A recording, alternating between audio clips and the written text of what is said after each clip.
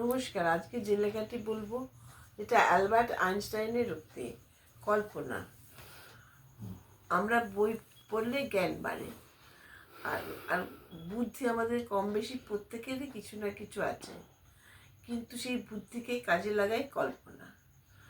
যুক্তি দিয়ে আমরা সব কিছু বিচার করতে পারি, আবার তর্কও করতে পারি, কিন্তু কল্পনা দ্বারা আমরা অনেক কিছু সৃষ্টি করতে পারি।